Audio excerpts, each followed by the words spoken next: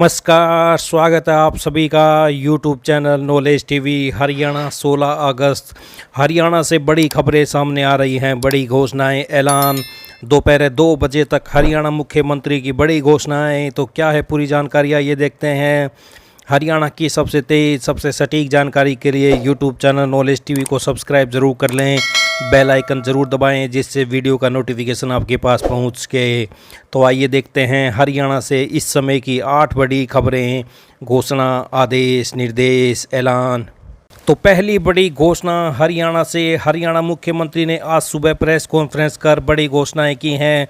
तो संकेत दिए जा रहे हैं कि आज आगामी विधानसभा चुनाव की तारीखों की घोषणा आज दोपहर 3 बजे होने वाली है।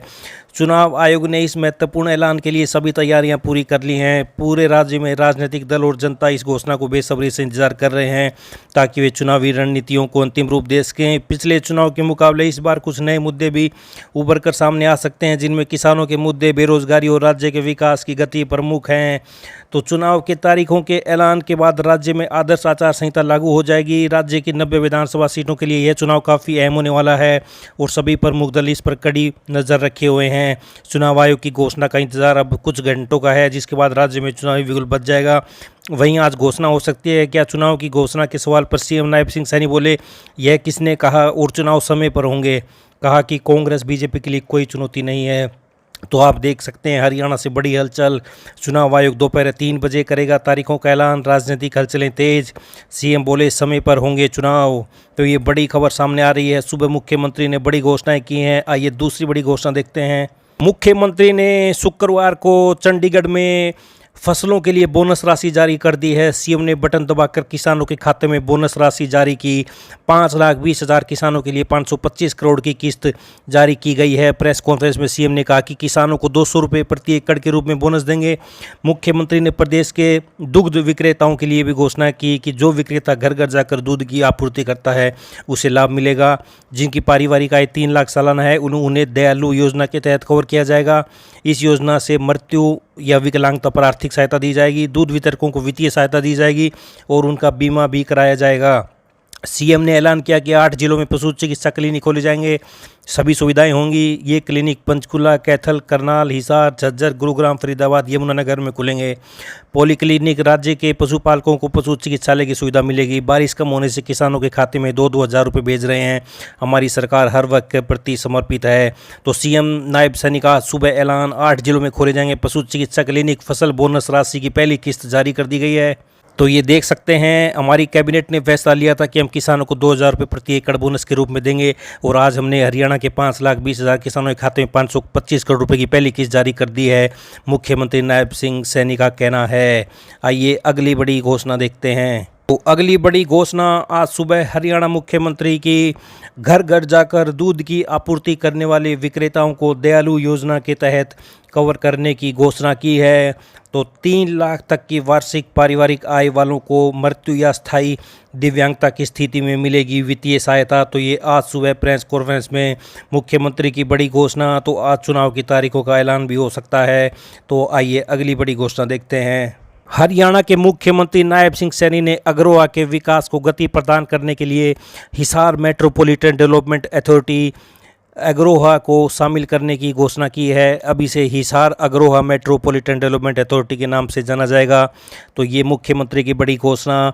तो वहीं 623 मेधावी एससी छात्रों के खाते में डाले 1,11,000 रुपये।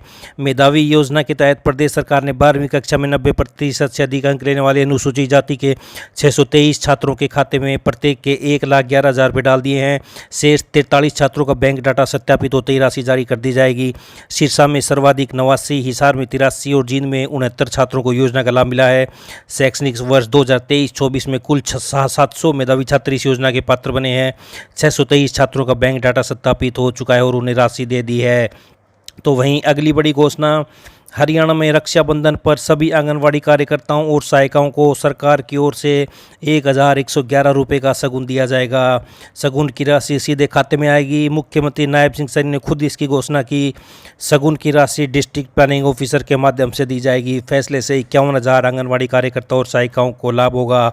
वहीं सभी महिलाएं 18 अगस्त को दोपहर 12 बजे से रक्षाबंधन की रात 12 बजे तक रोडवेज बसों में 2 बच्चों के साथ मुफ्त यात्रा भी कर सकेंगी।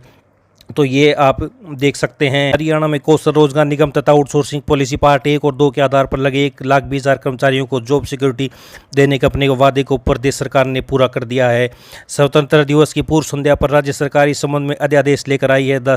Haryana contractual employees security of service ordinance 2024 को राज्यपाल ने मंजूरी प्रदान कर दी है। तो ये बड़ी खबर। आइए अगली बड़ी घोषणा देखते हैं।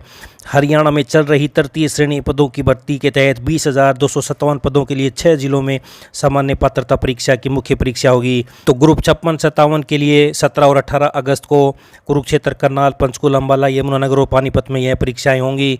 तो आप देख सकते हैं 14,257 पदों पर 17-18 अगस्त को होगी परीक्षा। तो रोडवेज में फ्री यात्रा कर सकेंगे अभ्यर्थी। ये भी बड़ी घोषणा सरकार के द्वारा की गई है। प्रथम व द्वितीय श्रेणी अफसरों की भर्ती की परीक्षाएं 21 से विभिन्न विभागों में प्रथम और द्वितीय श्रेणी अधिकारियों की भर्ती के लिए 21 अगस्त से 1 सितंबर तक परीक्षाएं होंगी। हरियाणा लोक सेवा आयोग ने परीक्षा का शेड्यूल जारी कर दिया है।